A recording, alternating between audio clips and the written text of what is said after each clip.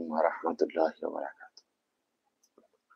প্রিয় দেশবাসী, দেশ কিংবা প্রবাস যে যেখান থেকে আজকের লাইভটি এখন অথবা পরবর্তী সময় দেখবেন, সবাইকে স্বাগত জানাচ্ছি।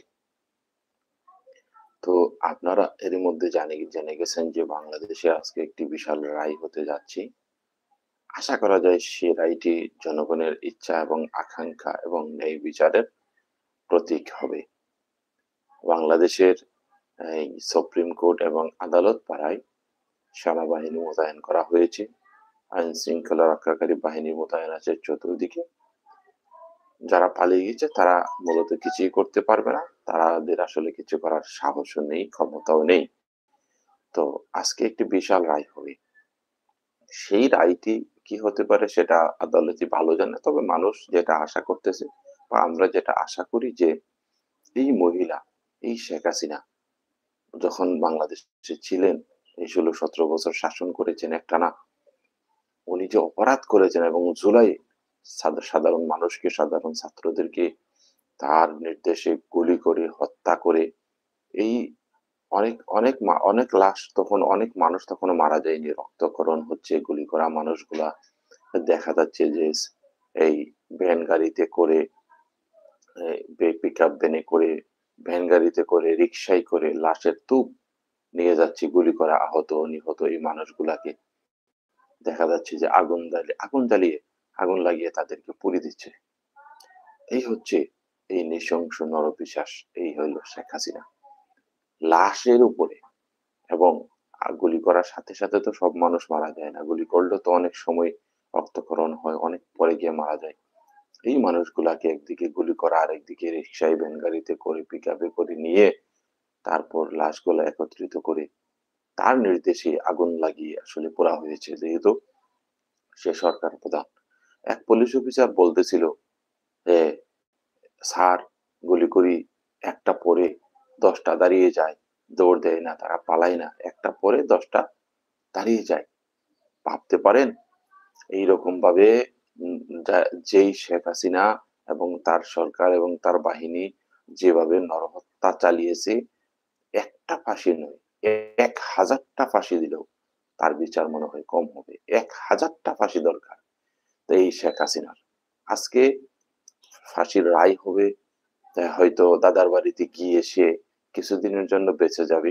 কিন্তু আন্তর্জাতিক আইনের মাধ্যমে যে কেউ বিভিন্নভাবে, যেমন বঙ্গবন্ধুর খুনীদেরকে বাংলাদেশে এনে শেখ হাসিনা ফাঁসি দিয়েছে। ফাঁসির রায় কার্যকর করেছে। যেহেতু আন্তর্জাতিক আইন বিভিন্ন দেশের সাথে চুক্তি আছে, ভারতের সাথে বন্দি চুক্তি আছে, বিভিন্ন চুক্তি আছে। তো এই চুক্তির বিনিময়ে আমরা চাইবো যে জনগণের আশা-আকাঙ্ক্ষা পূরণ হবে। সে শেখ হাসিনা হোক, সে যেকোনো ব্যক্তি হোক, রাষ্ট্রের প্রধান হোক, সাধারণ কোনো নাগরিক হোক, অপরাধ যে করবে তাকে কোনো মতেই ছাড় দেওয়া যাবে না। তাকে ছাড় দেওয়ার কোনো সুযোগ নেই। তাকে ফাঁসির কাস্টে ঝুলাতে হবে। বাংলাদেশে এমন আইন চাই, এমন আইনি শাসন আমরা চাই, বাংলাদেশের নাগরিকরা চায়। আপনি যদি কাহারো বাসার, মানুষ তো দূরের কথা, ওই বাসার একটা কুকুরের সাথেও অপরাধ করেন, তার বাসার একটা কুকুরের সাথেও যদি আপনি অপরাধ করেন, একটা গৃহপালিত খাদ্য, এইরকম আইন আমরা বাংলাদেশে চাই। এইরকম আইনের শাসন চাই। এখানে দলীয় পরিচয়ে কেউ অপরাধ করতে পারবে না। দলীয় পরিচয়ে, ক্ষমতার দাপটে কেউ অপরাধ করে পার পাবে না। কেউ বাঁচতে পারবে না। এইরকম আইনের শাসন আমরা বাংলাদেশে দেখতে চাই। বাংলাদেশ নয়, শুধু পৃথিবীর প্রতিটা দেশেই এই শাসন আছে। আপনি কারো সাথে অপরাধ করতে পারবেন না। অপরাধ করলে আপনার বিচার হবে। অপরাধ করার পর আপনার বিচার হবে। একসময় একটা ঘটনা দেখেছিলাম যে গৃহপালিত একটা পশু, ফ্রান্স না কোন দেশে, প্রায় ৫-৭ বছর আগের ঘটনা। বাসার কুকুর, গৃহপালিত কুকুর, এই কুকুরের সাথে অপরাধ করেছে, কুকুরকে মেরেছে। এর কারণে সারা দেশে আন্দোলন হয়েছে। রাস্তাঘাট ব্লক করে আন্দোলন হয়েছে। আপনি গৃহপালিত পশুকে মারবেন কেন? আর এই বাংলাদেশে গৃহপালিত পশু মানুষের জীবনের দাম নেই। যারা সরকারে যায়, যারা ক্ষমতায় যায়, এরা অন্যদেরকে হত্যা করে, অন্য বিরোধী দলকে নিঃশেষ করার চেষ্টা করে, তাদেরকে গুম করে, খুন করে। এটা কোনো শাসন? এটা কোনো শাসন ব্যবস্থা? পৃথিবীর কোন দেশে এত নিকৃষ্ট শাসন ব্যবস্থা নেই, যেখানে যারা ক্ষমতায় যাবে সেরা, তারা তাদের কাছে বিরোধী দল এবং সাধারণ জনগণ, তারা মনে হয় যে তার কাছে তারা মানুষ না। এই একটা অবস্থা। কেন? এমন আইন আমরা বাংলাদেশে চাই, আমরা চাইছিলাম যে এই জুলাই বিপ্লবের পরে বাংলাদেশ সংস্কার হবে, এমন আইন হবে এখানে রাজনৈতিক নেতা এবং ক্ষমতার দাপটে কারো সাথে কেউ অপরাধ করতে পারবে না, কাউকে কেউ রক্তচক্ষু দেখাতে পারবে না, অন্যায় করে কেউ পার পাবে না, প্রতিটা অন্যায়ের বিচার হবে, অন্যায় করার সাহস কেউ করতে পারবে না। এমন সংস্কার, এমন আইন আমরা চেয়েছিলাম, কিন্তু হয়নি। কেন হয়নি? কেন হয়নি এটা সারা পৃথিবী জানে, বাংলাদেশের প্রতিটা নাগরিক জানে, যারা দেশে প্রবাসে আছে, বাংলা ভাষাভাষী যারা আছে, প্রতিটা নাগরিক, প্রতিটা মানুষ জানে যে কাদের কারণে আজকে সংস্কার হচ্ছে না। সংস্কার যদি না হয়, এইরকম শেখ হাসিনা যুগে যুগে জন্ম হবে বাংলাদেশে। আইন যদি পরিবর্তন না হয়, আইন যদি কঠিন না হয়, কঠোর না হয়, এইরকম শেখ হাসিনা যুগে যুগে যুগে যুগে বাংলাদেশে তৈরি হবে। এইরকম শেখ হাসিনা যুগে যুগে তৈরি হইতে থাকবে, যুগে যুগে পিলখানার মতো ঘটনা ঘটবে, যুগে যুগে আমাদেরকে ৭১-এর মতো যুদ্ধ করে আবার স্বাধীন করতে হবে, আবার স্বাধীন করতে হবে, ২৪-এর মতো যুদ্ধ করে আবার স্বাধীন করতে হবে। কেন? এই ২৪-এর আন্দোলনে আমরা জীবন বাজি রেখে রাস্তায় ছিলাম, আমরা জীবন বাজি রেখে নিউজ করেছি, জীবন বাজি রেখে আমরা আন্দোলনে ছিলাম। এইরকম জীবন বাজি রেখে ৭১-এ যুদ্ধ হয়েছে, এক সাগর রক্তের বিনিময়ে আমরা দেশ স্বাধীন করেছি, কিন্তু স্বাধীনভাবে এই দেশের মানুষ আইন পায়নি, স্বাধীনভাবে বাঁচতে পারেনি, স্বাধীনভাবে চাকরি পায়নি, লেখাপড়া করার সুযোগ পায়নি, স্বাধীনতা পায়নি, মানুষ স্বাধীনতাকে ভোগ করতে পারেনি। এইরকম কাগজে কলমের স্বাধীনতা দিয়ে মানুষকে ধুয়ে দিয়ে পানি খাবে, যেখানে সিন্ডিকেটদের হাতে থাকবে ক্ষমতা, যেখানে সিন্ডিকেটরা দ্রব্যমূল্যের দাম বাড়াবে, যেখানে ক্ষমতাসীনরা অপরাধ করবে, বিরোধী দল এবং সাধারণ মানুষের জামাত ট্যাগ লাগিয়ে দিবে, বিএনপি ট্যাগ লাগিয়ে দিবে, এখন বিএনপি আবার আসলে আওয়ামী লীগ ট্যাগ লাগিয়ে দিবে, জামাত ট্যাগ লাগিয়ে দিবে। ট্যাগ লাগাবে কেন? যারা ট্যাগ লাগাবে তাদেরকে আগে ধরতে হবে, যে কেউ অপরাধী না, কেউ অপরাধ না করে এই নিরপরাধ মানুষদের উপর ট্যাগ লাগাবে কেন? এখনো চোখের মধ্যে ভাসে এই যে জুলাই বিপ্লবের এই ছাত্রদেরকে, সাধারণ মানুষদেরকে গুলি করে মেরে ট্রাকের উপর, পিকআপ ভ্যানের উপর, রিক্সার উপর উঠাইয়া তারপরে এই জেলজন্ত মানুষগুলাকে, হ্যাঁ, তাদেরকে আগুন লাগিয়ে জ্বালানো হয়েছে, পোড়া হয়েছে। এই যে হেলিকপ্টার থেকে গুলি ছোড়া হয়েছে, আমাদের চোখের সামনে মেশিন গান নিয়ে গুলি করে করে ছাত্রদেরকে আহত করেছে।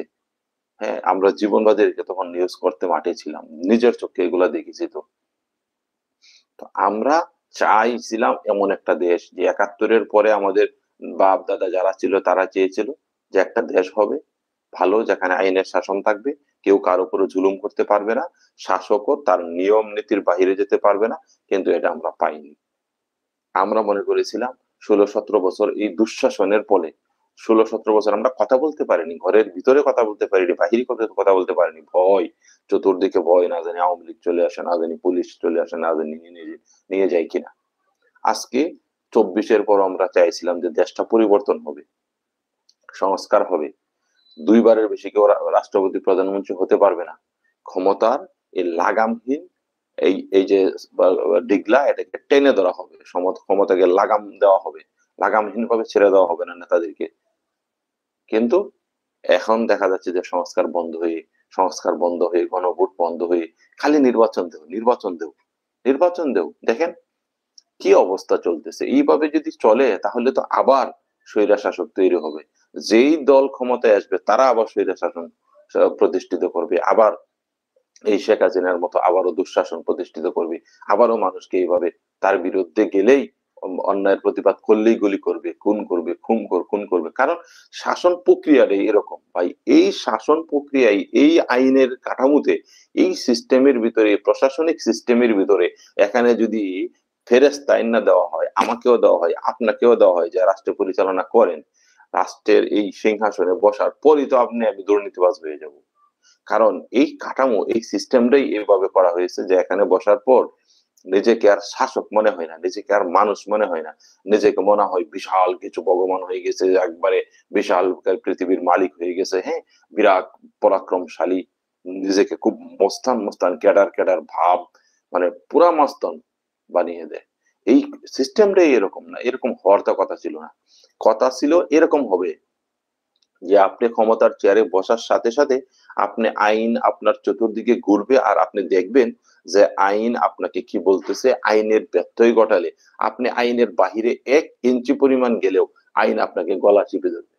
আইন আপনাকে গলা চিপে ধরবে, আপনাকে আদালতে নিয়ে ছাড়বে, আপনার প্রধানমন্ত্রিত্ব শেষ করে দিবে, আপনার রাষ্ট্রপতি আপনাকে আপনাকে আইন আইন আপনাকে ধরে আপনাকে জেলখানায় ঢুকিয়ে দিবে, বিচারের আদালতে নিয়ে দাঁড় করাবে, আপনার ক্ষমতা শেষ হয়ে যাবে।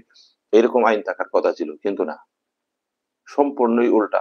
স্বাধীনতার পরেও, ৭১-এর পরেও সম্পূর্ণ উল্টা, ২৪-এর বিপ্লবের পরেও সম্পূর্ণ উল্টা। কেন? কেন? একদল ১৬-১৭ বছর লুটপাট করেছে। এজন্য কি আমাদেরকেও ১৬-১৭ বছর লুটপাট করার সুযোগ দিতে হবে? এখন সংস্কার করা যাবে না? এখন আইন পাল্টানো যাবে না? আইন বদলানো যাবে না? আমরা ১৬-১৭ বছর সংস্কার, আমরা লুটপাট করব, তারপরে সংস্কার হবে। তারা করেছে, আমরাও করতে চাই। এই মন মানসিকতা যাদের আছে, যেহেতু বাংলাদেশের মানুষ ১৭৫৭-তে পরাজিত হয়েছে নবাব সিরাজউদ্দৌলা ইংরেজদের কাছে। তারপর ৪৭-এ ভাগ হয়েছে। আবার আমরা ৭১-এ যুদ্ধ করে আবার অন্যায়ের বিরুদ্ধে প্রতিবাদ করেছি। অন্যায়ের বিরুদ্ধে যুদ্ধ করে রক্তের বিনিময়ে আমরা দেশ স্বাধীন করেছি ৭১-এ। আমাদের পূর্বপুরুষরা করেছে। ২৪-এ আমরা আবার করেছি। তার মানে কি? যুগে যুগে হাজার হাজার বছরের ইতিহাস এরকম। বাংলাদেশের মানুষ কখনো অন্যায়ের কাছে মাথা নত করেনি। হয়তো তাদেরকে অল্প কিছু সময়ের জন্য বিভিন্নভাবে, সরল সহজ মানুষ তো, সরল সোজা মানুষদেরকে ঠকানো যায়। এই সরল সোজা মানুষদেরকে রাজনৈতিক বিভিন্ন স্লোগান দিয়ে ১০ টাকা কেজি চাল খাওয়াবো, ঘরে ঘরে চাকরি দেব। এই বিভিন্ন ধরনের হয়তো আপনি স্লোগান দিয়ে তাৎক্ষণিকভাবে এই মানুষদেরকে আপনি ধোঁকা দিতে পারবেন। কিছু অল্প সময়ের জন্য তাদেরকে হয়তো ধোঁকা দিয়ে ভোট নিয়ে কিছুদিন লুটপাট করতে পারবেন, যেটা করেছে আওয়ামী লীগ, যেটা করেছে বিএনপি, যেটা করেছে জাতীয় পার্টি, যারা এককভাবে রাষ্ট্র চালানোর ক্ষমতা পেয়েছে বিভিন্ন সময়, কিন্তু তারা এমন আইন, এমন কাঠামো, এমন সিস্টেম তারা দাঁড় করাতে পারেনি যে যার বিনিময়ে সবাই আইনের শাসন পাবে, দুর্নীতিমুক্ত দেশ হবে, সবাই অধিকার পাবে। এটা করতে পারেনি। দুর্নীতিমুক্ত একটা দেশ হবে, চুরিদারি বন্ধ হবে, এটা করতে পারেনি। তো আপনারা মনে করবেন না যে যারা এখন মনে করতেছেন সংস্কার দরকার নাই, গণভোট দরকার নাই, কোনো মতে আমরা ক্ষমতায় চলে আসব, আবার লুটপাট করবো আওয়ামী লীগের মতো ১৬-১৭ বছর, তারপর আবার আওয়ামী লীগ আসবে ১৬-১৭ বছর লুটপাট করবে। জি না। আপনাদের কাবিন নামায়, আপনাদের বাবাদের কাবিন নামায়, আপনাদের কাবিন নামায় এই বাংলাদেশকে আমরা লিখে দেইনি, এই দেশের জনগণ আপনাদের কাবিন নামায় লিখে দেইনি যে এটা আপনাদের কাবিন নামার সম্পত্তি, বিবাহের কাবিন নামার আপনাদের কাবিন নামায় লিখে দেওয়া হয়নি যে দেশটা আপনাদেরকে দিয়ে দিছি। জি না। এদেশের মানুষকে এদেশের মানুষকে যদি এই ইউনূস সরকার যদি সঠিক আইন, সঠিক সিস্টেম দিতে ব্যর্থ হয়, এই যে যারা এখন বাধা দিতেছে, সংস্কার মানতেছে না, বিএনপি এবং বিভিন্ন তাদের সাথে আরো কিছু দল আছে যারা সংস্কার চাইতেছেন না, গণভোট চাইতেছেন না, হয়তো কিছুদিনের জন্য আপনারা মনে করবেন যে জিতে গেছেন, কিছুদিনের জন্য মনে করবেন আপনারা জিতে গেছেন, কিন্তু জি না, জিতেন নাই। এই বাংলাদেশের মানুষ ইংরেজদের বিরুদ্ধে যুদ্ধ করেছে, ৪৭-এ আলাদা হয়েছে, আবার ৭১-এ যুদ্ধ করেছে, ১ সাগর রক্ত দিয়েছে, ২৪-এ আবারও ১ সাগর রক্ত দিয়েছে। আপনারা যদি মনে করেন যে না, কোনো মতে ক্ষমতায় গিয়ে আগের মতো লুটপাট করব, তারা ১৭ বছর, আমরাও ১৭ বছর করব, আবার তারা এসে করবে, জি না, হবে না, সেটা হবে না। সেই বাংলাদেশ আর নাই। দেখেন এখন বিভিন্ন মিডিয়াতে, অনলাইনে, বিভিন্ন ইউনিভার্সিটি গুলাতে ছাত্ররা জেগে উঠেছে। আপনারা যাদেরকে রাজাকার বলতেন, যেই ছাত্র শিবিরকে রক্ষাটা বলতেন, এই ছাত্র শিবির এখন সারা বাংলাদেশে বাজেমাত করতেছে। ছাত্র ছাত্রী, হ্যাঁ, যারা হিজাব নাই, যাদের চুল খোলামেলা, শর্ট ড্রেস পরে, এই ধরনের মেয়েরাও আজকে প্রশংসা করতে বাধ্য হইতেছে। দেখবেন মা এবং হিন্দু ভাই বোনেরা পর্যন্ত জামাতকে সাপোর্ট দেয়, মিছিল করে। কি মনে করছেন?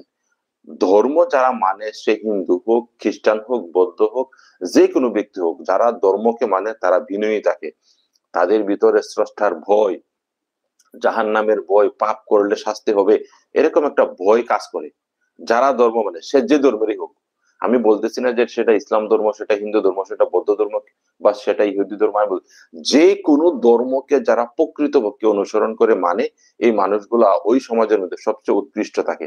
তাদের মধ্যে ভয় আছে। তারা মানুষকে ঠকায় না, মানুষের উপরে জুলুম করে না, মানুষকে হত্যা করে না, মানুষদের উপরে নির্যাতন করে না। তারা পাপকে ঘৃণা করে।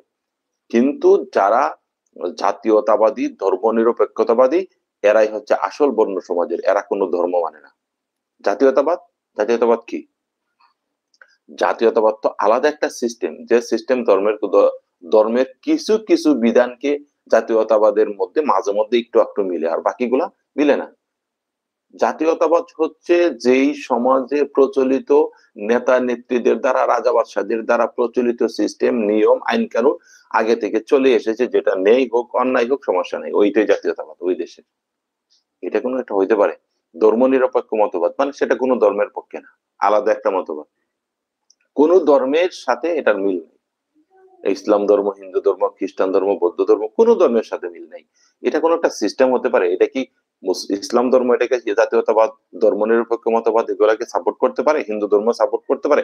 কোন ধর্মই সাপোর্ট করতে পারে না, কারণ এটার অর্থই হচ্ছে ধর্ম সাথে নাই, ধর্মের ব্যাপারে সে নিরপেক্ষ, ধর্মের পক্ষে না, সে তার আলাদা সিস্টেম।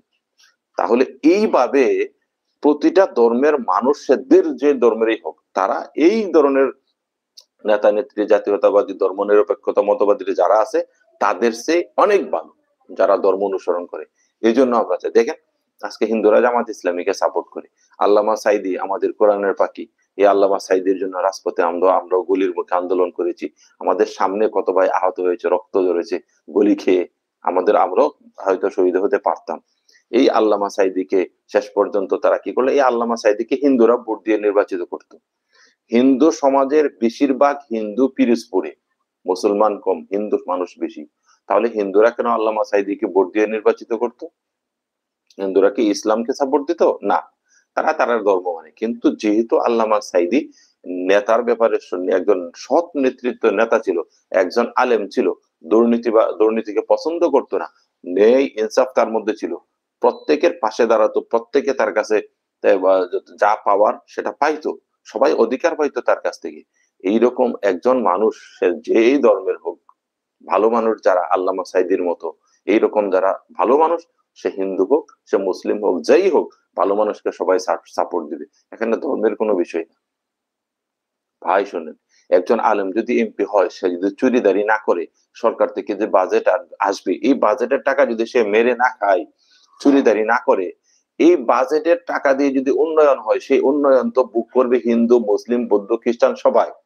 তাহলে একজন আলেম যদি উন্নয়ন করে, দুর্নীতি না করে, সে যদি জবাবদিহিতা থাকে তার মধ্যে, সে যদি ইনসাফ করে, সবাইকে সমানভাবে দেখে, হ্যাঁ, তাহলে তো সে উন্নয়ন করবে, সে যা করবে সবকিছু এই এই আসনের, এই এলাকার সব মানুষ ভোগ করবে, সব ধর্মের মানুষ ভোগ করবে। আর একজন চোর যদি এমপি হয়ে সবকিছু মেরে দেয়, চুরি করে, আর যদি এলাকাতে মাদকের প্রবাহ বসায় দেয়, হ্যাঁ, গাঁজা, ইয়াবা, ভাবা এগুলার প্রবাহ বসায় দেয়, লেখাপড়ার বা মানুষের অধিকার নিয়ে কাজ করে না, প্রতিটা জায়গা থেকে যদি টাকা পয়সা চান্দা খাওয়া শুরু করে, কমিশন খাওয়া শুরু করে, তাহলে এই এই নেতা দিয়ে কি হবে? এই নেতা তো সবার জন্যই ক্ষতিকর হবে। এই জন্য দুর্নীতিকে আমাদেরকে না বলতে হবে, দুর্নীতিকে আমাদেরকে না বলতে হবে, দুর্নীতিকে সাপোর্ট দেওয়া যাবে না। দুর্নীতিবাজ নেতা যেই দলেরই হোক, সেটা আওয়ামী লীগ, সেটা বিএনপি, সেটা জামাত, সেটা জাতীয় পার্টি, সেটা এবি পার্টি, সেটা এনসিপি, যেই দলের নেতা দুর্নীতিবাজ হবে, তাকে না বলতে হবে যে না, তোমার জায়গা আমার এখানে নেই, তোমাকে ভোট দেওয়া আমার দ্বারা সম্ভব না। তাহলে দেখা যাবে কি, আমরা ৭১ করেও মুক্তি পেলাম না, আমাদের বাপ দাদারা যুদ্ধ করে তারপর আমরা মুক্তি পাইনি কেন? ২৪-এর পরও আমরা মুক্তি পাইনি কেন? আমরা মুক্তি পাইনি এজন্য না, আমরা দুর্নীতিকে না বলতে পারি নাই। দুর্নীতিবাজ নেতাকে তালাক দিতে হবে, ত্যাগ করতে হবে, তাদেরকে গেট আউট করতে হবে, যে তোমার সাথে আমার কোনো সম্পর্ক নেই, গেট আউট, তোমার আদর্শের সাথে আমার কোনো মিল নেই, তুমি সৎ নেতা না, তোমাকে ভোট দেওয়া যাবে না। আমরা যদি অন্যায়ের প্রতিবাদ করতে পারি, আর নতুন করে আমাদের ৭১ করতে হবে না, আর নতুন করে আবারও ২৪ করতে হবে না, বিপ্লব করতে হবে না, আবার নতুন করে আমাদের স্বাধীনতা লাগবে না। আমাদের আগের স্বাধীনতার সুফলে আমরা ভোগ করতে থাকবো, বাংলাদেশ উন্নয়ন হবে, এই দেশে আমাদের ছেলেমেয়েরা, আপনাদের ছেলেমেয়েরা সঠিক অধিকার পাবে। একটা জিনিস দেখেছেন, ঢাকা ইউনিভার্সিটিতে ক্যারিয়ার লাইন প্রোগ্রাম হয়েছে গতকালকে, যে ছাত্ররা এখনো পর্যন্ত এই ইন্টার পড়ার পরে ইউনিভার্সিটিতে চান্স পাওয়ার পরও ছাত্ররা কি হবে? বিজ্ঞানী হবে, একজন ডাক্তার হবে, একজন ইঞ্জিনিয়ার হবে, একজন, সে কি হবে, কোন বিষয়ে তার ক্যারিয়ারে সে কি করতে চায়, তার গোল কি, সে এখনো পর্যন্ত জানেই না। ছাত্র শিবির তাদেরকে শেখাচ্ছে, দেখাচ্ছে যে তোমার গোল নির্ধারণ করো, কেরিয়ার গঠন করতে হলে কোন বিষয়ে কিভাবে গঠন করতে হবে, কোন বিষয়ে তুমি ভালো পারবে, কোনটাতে তুমি ভালো পারো, এটাকে মানে কোনটার ভবিষ্যৎ ভালো আছে, এগুলা তো নির্ধারণ করতে হবে। আমার ছাত্র, আমাদের দেশের নতুন প্রজন্ম ছাত্রছাত্রী যারা আছে তাদের কোনো গোল নির্ধারণ নেই, মানে লক্ষ্য উদ্দেশ্যহীন ভাবে চলতেছে চলতেছে, এভাবে তো চলতে পারে না। এজন্য আমাদেরকে পরিবর্তন হতে হবে, আমাদেরকে পরিবর্তন হতে হবে। এখানে যারাই আসুক রাষ্ট্র পরিচালনা করতে, এমন আইন আমরা তো চেয়েছিলাম 24-এর পরে, এমন আইন হবে যারা রাষ্ট্র যারা চালাইতে আসবে, যেই দল ক্ষমতায় বসবে, চেয়ারে বসবে, তাদের ইয়ানাফসি ইয়ানাফসি জপতে হবে। যে ওই যে একটা কথা আছে না, পরকালে হাসরের মাঠে ইয়ানাফসি ইয়ানাফসি, আমাকে বাঁচাও আমাকে বাঁচাও, মানে দৌড়বে আর হাসরের মাঠে পেরেশানি করবে। আমাদের ইসলাম ধর্মের একটা কথা আছে না, ইয়ানাফসি ইয়ানাফসি জপবে। তো এইরকম আইন দরকার ছিল, সংস্কার দরকার ছিল, যে রাষ্ট্রের ক্ষমতায় বসার পর ইয়ানাফসি ইয়ানাফসি জপবে, যে কোন জায়গাতে আমার ব্যর্থ, কোন জায়গাতে আমার গাফুলতি, কোন জায়গাতে আমার দুর্নীতি, আমার স্বেচ্ছাচারিতা কোন জায়গাতে ধরা পড়বে, আর আইনের মাধ্যমে আমার গলায় পেঁচ লাগিয়ে যাবে, রশি লাগবে, আইনের রশি তখন আমার গলায় লেগে যাবে, আমার শাস্তি হবে, আমার ক্ষমতা ছেড়ে পালাতে হবে। এইরকম আইন আমরা চেয়েছিলাম বাংলাদেশে। এখানে প্রতিটা মানুষ নিরাপদে থাকবে, প্রতিটা ধর্মের মানুষ নিরাপদে থাকবে, প্রতিটা দলের মানুষ নিরাপদে থাকবে। সে আওয়ামী লীগ করতে পারে, বিএনপি করতে পারে, জামাত করতে পারে, যে কোনো বৈধ রাজনৈতিক দল করার অধিকার তার আছে। তাকে মারবে, তাকে কাটবে, তাকে হত্যা করবে, তাকে জেলে দিবে, অসম্ভব। ওই বাড়ির একটা কুকুরকেও মানুষ ক্ষতি করতে পারবে না, তার ক্ষতি করার অধিকার নাই। এইরকম আইন আমরা চেয়েছিলাম, এইরকম আইন আমাদের বাপদাদারা চেয়েছিল 71-এর উপরে, হয়নি। 24-এর পরে আমরা চেয়েছিলাম, হয়নি। কেন হয়নি? কারা দিচ্ছে না? আজকে জাতিকে পরিষ্কার ভাবে এই কথা মনে রাখতে হবে, এই কথা নিয়ে চিন্তা করতে হবে যে কারা দিচ্ছে না। 71-এর পরে কেন হতে পারলো না দেশ এরকম, কারা বাকশাল করেছিল, এখন আবার কারা দিতেছে না সংস্কার করতে, গণভোট করতে, কারা দিতেছে না?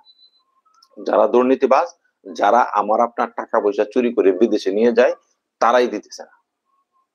এই জন্য এমন আইন আমরা চাই এই 24-এর বিপ্লবের পরে, যাতে এই দেশের মানুষ মাথা উঁচু করে দাঁড়াতে পারে, যাতে মানুষের সাথে অন্যায় করে কেউ পার না পায়, এরকম আমরা একটা দেশ চাই। এই জন্য দেখুন, সুপ্রিম কোর্টের সামনে আজকে কি সেনাবাহিনী সেনাবাহিনী মোতায়েন করা আছে, আইন শৃঙ্খলা রক্ষাকারীর বাহিনী আছে। কেন আছে? ওই যে পরের জন্য গাত করলে সেই গাতে নিজে পড়তে হয়। ভালো ভালো আলেমদেরকে, নেতাদেরকে আপনারা ফাঁসি দিয়ে গেছেন, আপনি ফাঁসি দিয়ে পালায়ে গেছেন। যারা এই দেশে থেকে দেশের মানুষকে ভালোবেসে দেশের জন্য রাজনীতি করে ফাঁসির দড়ি গলায় ঝুলে যারা শহীদ হয়েছে, তারা সম্মানিত হয়েছে দুনিয়া এবং পরকালে, মানুষ তাদেরকে সম্মান করে। আর আপনারা থাকতে পারলেন না, রাষ্ট্র পরিচালনা করে পালায়ে গেলেন, আহাহারি, মানুষকে হত্যা করলেন, জুলুম করলেন। এই জুলুম, এই পাপ আপনাকে এখন ঘিরে ধরেছে। আজকে যদি আপনার ফাঁসির রায় হতে পারে, তো আমরা এটা আশা করি, যে অপরাধ আপনি করেছেন, যেভাবে মানুষকে হত্যা করেছেন, আপনার ফাঁসি হবে না তো ফাঁসি হবে কার? এখন যে ফাঁসি হইলেও ফাঁসির রায় হবে, এতে আপনার মানিজ্যত বাড়বে না কমবে? নাই, আপনাদেরকে মানিজ্যত আছে। ওই যে ন্যাংটা ফকির আছে না, ন্যাংটা পাগল আছে না, কাপড় চাপড় কিছুই থাকে না, ন্যাংটা ঘোরাফেরা করে। অনেকেই বলে ইয়া সি সি সি, ওই লোকটা যে ন্যাংটা ঘুরে, এই লোকটা যে পাগল, পরনে কাপড় নাই, তার কি লজ্জা শরম নাই? সে এত পাগল, আরে ভাই লজ্জা শরম থাকবে কিভাবে? তো আপনাদের তো লজ্জা শরম আসলেই নেই। আজকে যদি ফাঁসির রায় হয়, আপনারা কি ফাঁসির রায় আটকাতে পারবেন? সেনাবাহিনী মোতায়েন আছে, আইন শৃঙ্খলা রক্ষাকারীর বাহিনী আছে। 24-এর যোদ্ধারা, 24-এর নতুন যোদ্ধারা জেগে আছে সারা রাত সারা দিন, জেগে আছে। বাংলাদেশের প্রতিটি ইঞ্চি ইঞ্চি মাটি তারা পাহারা দিচ্ছে, এই দেশপ্রেমিক বাংলাদেশের নাগরিকরা। আরে ভাই, এই 24-এর আন্দোলনে তো দেখলাম বিএনপির মানুষ ছিল, জামাতের মানুষ ছিল, ছাত্র দল, শিবির, বিভিন্ন দলের ছিল, কিন্তু বেশিরভাগ মানুষ ছিল যাদের কোনো দলীয় পরিচয় নাই। ভাই কেন আসছেন আন্দোলনে? আরে ভাই কেন আসছে ভাই? আর সইতে পারতেছি না, দ্রব্যমূল্যের দাম, সিন্ডিকেট, যেখানে যাই সেখানে ঘুষ, সেখানে চাঁদাবাজি, আমাদের অধিকার নাই। কিছু হইলে জামাত শিবির বলে মামলা ঢুকাইয়া দেয়। সাধারণ মানুষ, নিরীহ মানুষ কোনো দল করে না। এই বিশ্বজিৎকে তারা কুবাইয়া কুবাইয়া হত্যা করলো, শিবির বলে, অথচ সে হিন্দু ছেলে। এই রকম ভাবে প্রতিটি জায়গায় জায়গায় তারা জুলুম করেছিল। এই কারণে এইরকম ভাবে প্রতিটি জায়গায় জায়গায় জুলুম করেছে। এই কারণে সাধারণ মানুষের 24-এর যুদ্ধে নেমেছে। বেশিরভাগ সাধারণ মানুষ যাদের কোনো দলীয় পরিচয় নাই, জুলুমের কারণে তারা রাস্তায় নেমেছে। তো এখন এই 24-এর সংস্কারও হবে না, আপনারা আইনে সংস্কার করবেন না, গণভোটও দিবেন না, নির্বাচনের ভিতরে গণভোট ঢুকাইয়া দিয়া গণভোটটাকে নাই করে দিয়ে তারপরে আপনারা ক্ষমতায় চলে যাবেন, তারপর 16-17 বছর আবার লুটপাট করবেন। জি না, এত সোজা না, এত সোজা না। একটা কথা আছে না, আঙ্গুল সোজা করলে যদি গিনা ওঠে একটু বাঁকা করতে হয়, আছে না? বাংলাদেশের মানুষ আর দলীয় গোলামি, দলীয় অন্ধ আনুগত্য, অন্ধ গোলামি বাংলাদেশের মানুষ মেনে নিবে না, সম্ভবই না। আর একটা সময় ছিল, আমরা যখন ছোট ছিলাম তখন বিটিভির সামনে বসে থাকতাম, বিটিভি যা বলতো ওইগুলো আমরা বিশ্বাস করতাম। একটা কথা আছে, কোথাও লাগলে আগুন, বিটিভিতে খবর হয় বেগুন।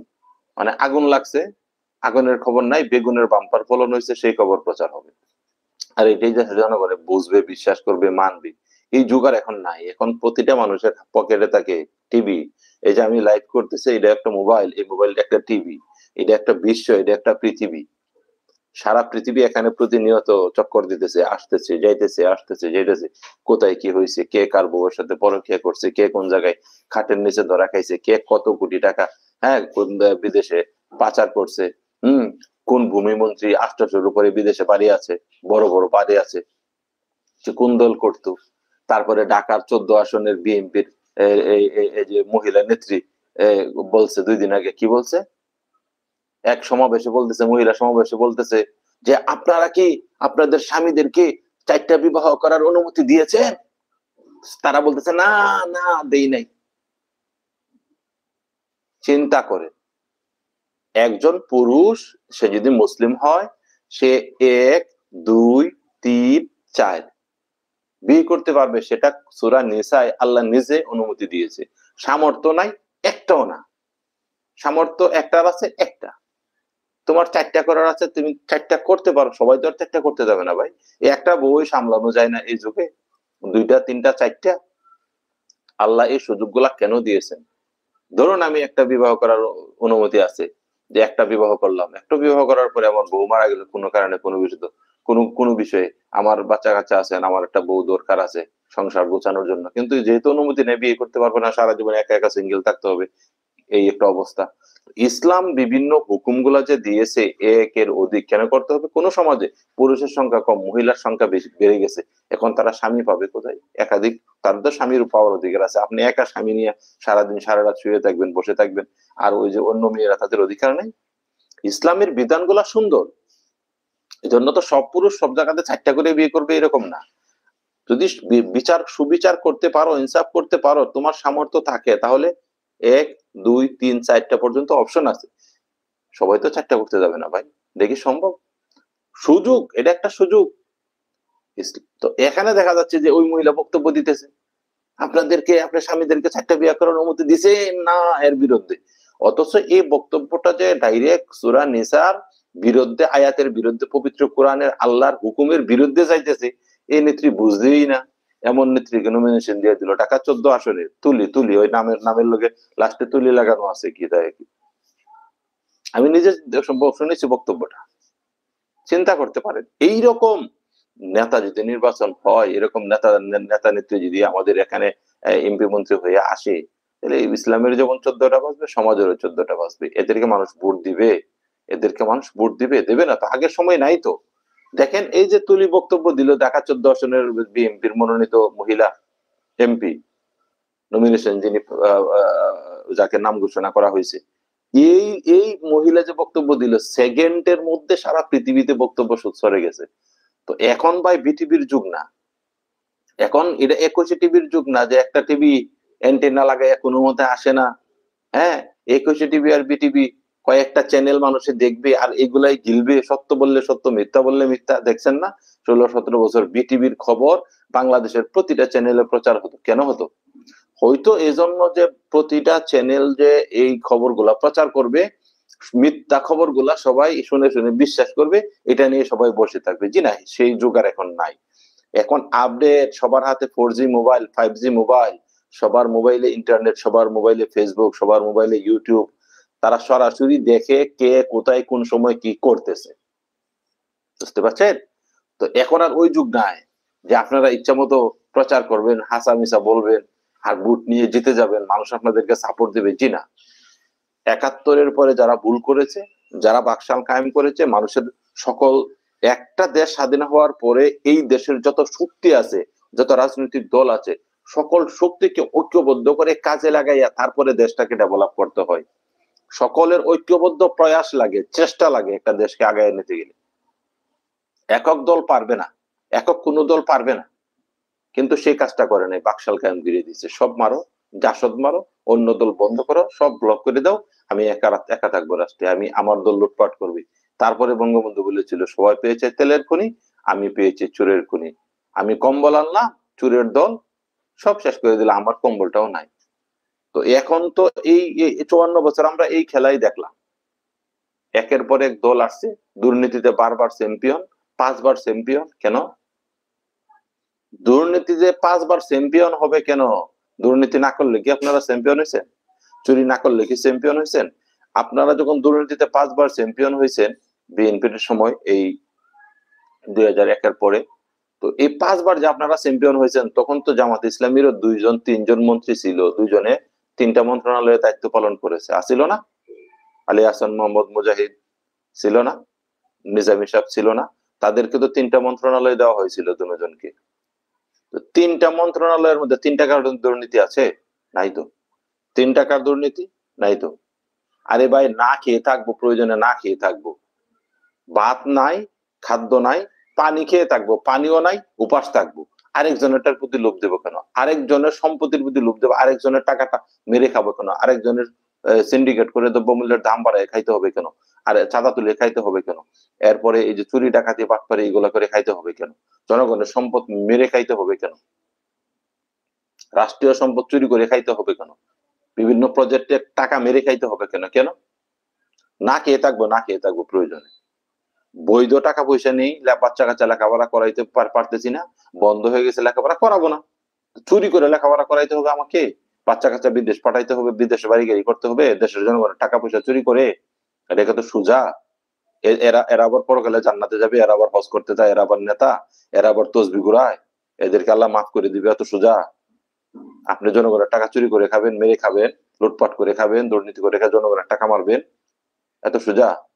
আপনি অন্যায়ভাবে যদি আপনার বাইকে ঠকান, এটাও তো আপনার আল্লাহ ছাড়বে না। আপনি অন্যায়ভাবে আপনার বোনকে ঠকাইলে তো ছাড়বে না, প্রতিবেশী ঠকাইলে তো ছাড়বে না। জনগণের টাকা পয়সা মেরে দুর্নীতি করে, হ্যাঁ, এইভাবে বিভিন্ন প্রজেক্টের টাকা, জনগণের টাকা লুটপাট করে বিদেশে নিবেন, আর এইভাবে চুরি করে খাবেন, মারবেন, আপনাদেরকে আল্লাহ ছেড়ে দিবে, আপনারা জান্নাতে যাবেন। আবার আপনারা বলবেন আমরা মদিনার ইসলাম বিশ্বাস করি। মদিনার ইসলামে এটা আছে দুর্নীতি করবেন, বিভিন্ন প্রকল্পের টাকা দুর্নীতি করে মেরে দিবেন, এটা আছে? চাঁদা তুলবেন, এটা আছে? আছে? ভোট চুরি করবেন, এটা আছে? সংস্কার বন্ধ করে দিবেন, এগুলো মদিনার ইসলামে আছে? গণভোট দিবেন না, মানুষের অধিকার থাকবে না, এটা দিবেন, এগুলা কি আছে? কি আছে মদিনার ইসলামে? মদিনার ইসলাম জানে? মদিনার ইসলাম হইল পৃথিবীর প্রথম লিখিত সংবিধান।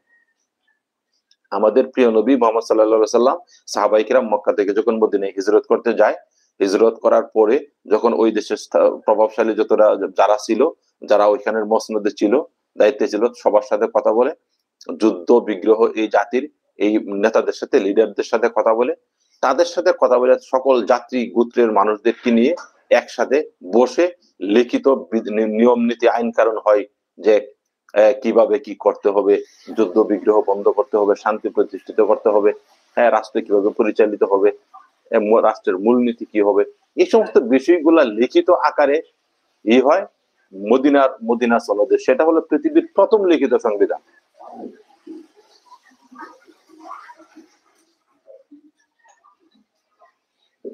এটা হইল পৃথিবীর প্রথম লিখিত সংবিধান। আপনি মদিনার ইসলাম জপেন, আপনি জাতীয়তাবাদ মদিনার ইসলামে আছে? আমরা চেয়েছিলাম এই ২৪-এর যুদ্ধের বিপ্লবের পরে আমরা চেয়েছিলাম সুন্দর একটি রাষ্ট্র, সুন্দর একটি দেশ, যেখানে প্রতিটা মানুষের অধিকার থাকবে। কেন আমরা এখনো অধিকার বঞ্চিত? কেন? বাংলাদেশের প্রতিটা মানুষ অধিকার বঞ্চিত। আপনি দেখেন বাংলাদেশের প্রতিটা জায়গায় মার্কেট আছে, প্রতিটা বাজারে মার্কেট আছে, প্রতিটা অলিতে গলিতে দোকান আছে, মার্কেট আছে, বাসা ভাড়া আছে। এই বাসা ভাড়ার মালিকগুলা এই দোকানের মালিকগুলা যে পরিমাণ অন্যায় করতেছে, জুলুম করতেছে ছোটখাটো ব্যবসায়ীদের সাথে, আপনারা জানেন? কোনো আইন কারণ নাই, কোনো নিয়ম কারণ নাই। কয়েকদিন পরে পরে বাসার ভাড়া বাড়ে, কয়েকদিন পরে পরে দোকানের ভাড়া বাড়ে, কয়েকদিন পরে পরে সিকিউরিটি বাড়ে। 10,000 টাকার সিকিউরিটির দোকান 20,000 টাকা দিয়েও মিলে না, 50,000, 1 লাখ টাকা। 2,000 টাকার 3,000 টাকার দোকান 8,000 টাকাও মিলে না, 7,000, 10,000 টাকা। এরকম অপরাধ প্রতিটা জায়গায় জায়গায় চলতেছে। নীরব দুর্নীতি, নীরব জুলুম প্রতিটা জায়গায় জায়গায় চলতেছে। আমরা কি এরকম চাইছিলাম যে একটা মানুষ প্রতিবাদ করতে পারবে না, প্রতিবাদ করলে তার অধিকার থাকবে না, প্রতিবাদ করলে সে বিপদে পড়বে? এটা চাইছিলাম? এমন দেশ আমরা চাইছিলাম? 71-এ কি 1 সাগর রক্ত আমরা এই জন্য দিয়েছিলাম? আমাদের পূর্বপুরুষরা দিয়েছিল। 24-এ কি আমরা রক্ত এই জন্য দিয়েছি? দেই নাই তো। এই জন্য যুগে যুগে রাষ্ট্র ব্যর্থ হয়েছে, রাষ্ট্রের শাসকরা দুর্নীতিবাজ হয়েছে আমাদের আইনি কাঠামোর কারণে, আমাদের তোষামোদির কারণে। আমরা বাংলাদেশের জনগণ প্রতিটা দলের কাছে মনে হয় বিক্রি হয়ে গেছি। ওই যে ইসলামের ইতিহাসে পড়তাম যে হযরত বিলাল, আরো বিভিন্ন সময় যে তারা কৃতদাস, বিভিন্ন সময় তারা কৃতদাসের কাহিনী পড়তাম যে আরবের লোকেরা তাদেরকে দাসী হিসেবে বিক্রি করে দিত, কিনে নিত। তো এই যে আমার কাছে মনে হয় যে আমাদের বাংলাদেশের বাস্তবতায় মনে হয় আমরা বাংলাদেশের রাজনৈতিক দলের কাছে বিক্রি হয়ে সবাই কৃতদাস হয়ে গেছি। কেন? আপনি আমি কি মানুষ না? আমরা বিক্রি হবো কেন তাদের কাছে? আমরা কি পশু? আমরা কি গরু ছাগল যে আমরা বিক্রি হয়ে যাব নির্বাচন আসলে বা নির্বাচন গেলে? আমরা, আমার দল যাই করবে, অপরাধ করলেও সেটাই আমি সাপোর্ট দিব। আমার দল যা করবে তাই আমি সাপোর্ট দিব।